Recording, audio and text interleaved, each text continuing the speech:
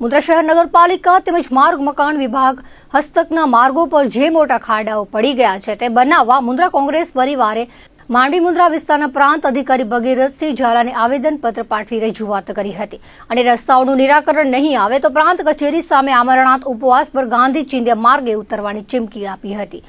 આવેદનપત્રમાં મુન્દ્રા તાલુકા કોંગ્રેસ પ્રમુખ વિરમ ગઢવી અને શહેર કોંગ્રેસ પ્રમુખ દેવેન્દ્રસિંહે જણાવ્યું હતું કે ભંગાર રસ્તાઓમાં પાવાપુરીથી બારોઈ ગ્રામ પંચાયતની જૂની ગ્રામ પંચાયત કચેરી સુધી, શહેરના ચાઇના ગેટથી પીજીવીસીએલ કચેરી સુધીના માર્ગો બનાવવા રજૂઆત કરાઈ હતી।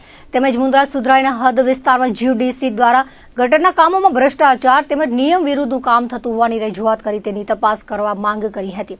નગરપાલિકા હદ વિસ્તારમાં ગેસ એજન્સી દ્વારા આડેધડ ખરાઈ કર્યા વગર ગટર કનેક્શન કાપીને કામ કરવામાં આવે છે, તેની તપાસ કરવા રજૂઆત કરાઈ હતી।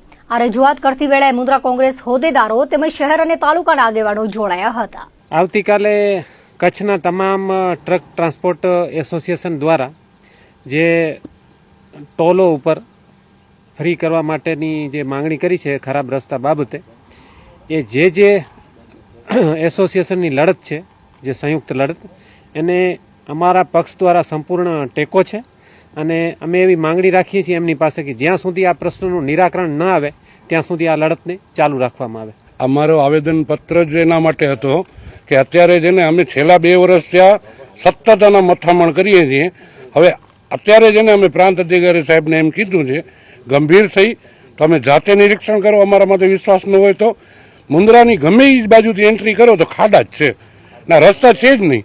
20 વર્ષ પહેલા બનેલા રસ્તા હોય કે 1.5 વર્ષ પહેલા બનેલો રસ્તા બધા તૂટેલા પડ્યા છે। એના માટે અમે પ્રજાના એક જનસેવક તરીકે આવેદનપત્ર આપવા આવ્યા છીએ અને વહેલી તકે રસ્તા બને એવી નમ્ર અપીલ છે। અમે પ્રાંત અધિકારી સાહેબને શહેરના મુદ્દા રાખ્યા છે। રસ્તા મુદ્દે મેં અમારા 2-3 જે રસ્તા હતી લાસ્ટ 6 મહિનાથી પરિવહન માટે બહુ તકલીફ પડે છે શહેરીજનોને, એનો મુદ્દો રજૂઆત કરી છે।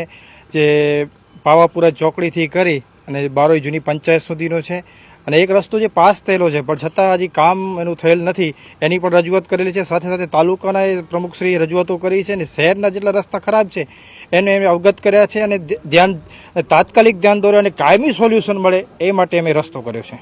બસ રજૂઆત આપણી એ જ છે અને મુન્દ્રામાં એટલો બધો વરસાદ નથી પડ્યો, પરંતુ જે વરસાદ પડ્યો છે એની સામે જે રસ્તાઓની હાલત થઈ છે એ હાલત ખૂબ જ ખરાબ છે અને નાના મોટા વાહનો રોજ લગભગ બગડતા હોય છે એવી પરિસ્થિતિ છે અને તંત્રના પેટનું પાણી હલતું નથી। ત્યારે જ આપણે વળી પાછું તંત્રને જગાવવા માટે આવેદનપત્ર આપવા આવતા હોઈએ છીએ।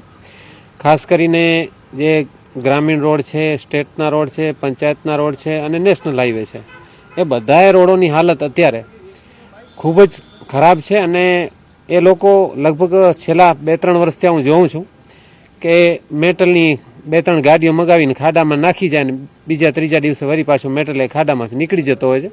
તો આવી પરિસ્થિતિની વચ્ચે અહીંયા કને થોડીક ઠોસ રજૂઆત કરવા અને સાહેબને ખાસ ભલામણ પણ કરેલી છે કે સંકલનની બેઠક જલ્દી બોલાવે, તમામ વિભાગ જે છે રોડના એમની બેઠક બોલાવે અને જે કંઈ પણ પ્રશ્નો છે વારાફરતી એક પ્રશ્ન ઉકેલાય એવી અમારી રજૂઆત હતી।